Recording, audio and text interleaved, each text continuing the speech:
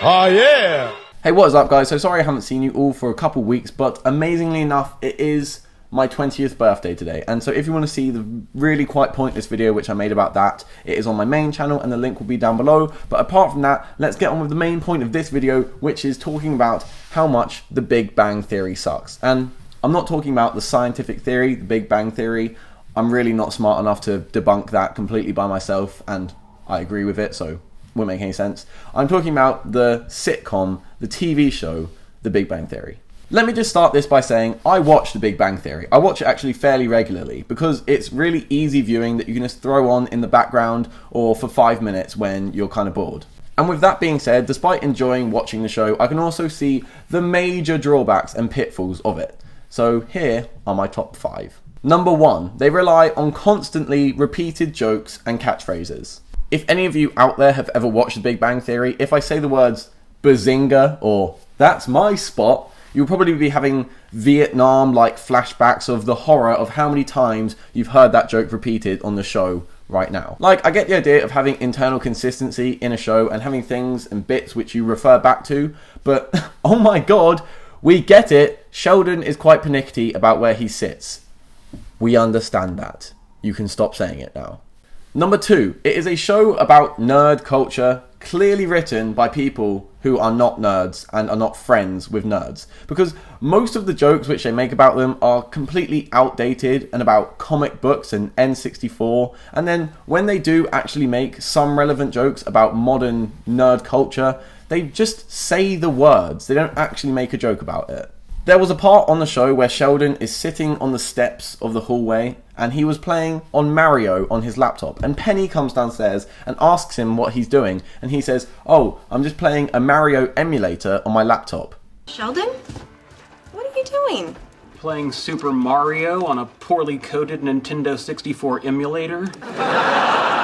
And everyone laughs at that. That's not a thing, that is just something which people do. Mario emulator. Are you guys pissing yourselves laughing now? Number 3, one of the main characters, Sheldon, is both simultaneously a genius and a complete moron. Like, beyond the point which any normal human could have that disparity. At some points in the show, he's smart enough to solve the most complex physics problems which no other person in the world can solve.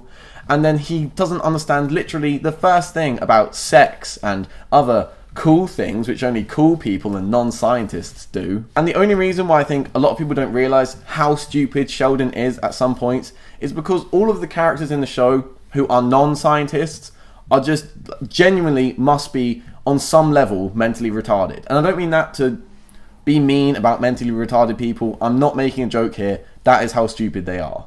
Let me explain what we're doing here. In 1969, the astronauts on Apollo 11 positioned reflectors on the surface of the moon, and we're going to shoot a laser off one of them and let the light bounce back into this photomultiplier. Oh, that's very cool. One question. How can you be sure it won't blow up? The laser? The moon. See, now this is a man for Penny. Anyway, number 4 on my top 5 reasons why The Big Bang Theory sucks is the laugh track. I mean, do I really need to say anything more about this? I mentioned it a couple of points ago, and it is just the most obnoxious and grating thing about the show. I'll try and remember to put a link in the description to a clip of the show with the laugh track removed, and oh my god, it is just the most awkward thing you will ever watch. It just shows how ridiculously over the top the laugh track actually is. Nothing makes beer taste better than cool, clear Rocky Mountain spring water. Where are the Rocky Mountains anyway? Philadelphia. Anyway, my number 5 reason is that the show does actually often hint on funny material, and I think that the setup of the show is very promising. But the lack of absolutely any finesse in delivering the content has just led to it being the most depressing, easily consumed, middle-of-the-road sitcom around today. The fact that I can still watch the show despite identifying these massive drawbacks with it is testament to how promising the actual concept is. It can deliver, and it should deliver much more and much more often, but its catering of its writing to the lowest common denominator in society has led to lazy, hacky writing that will cut short the show's longevity by an order of magnitude.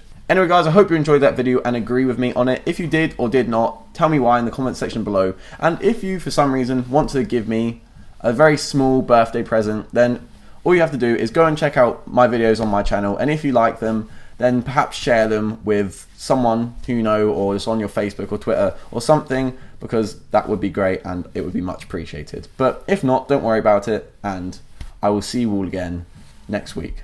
Okay, bye-bye now guys.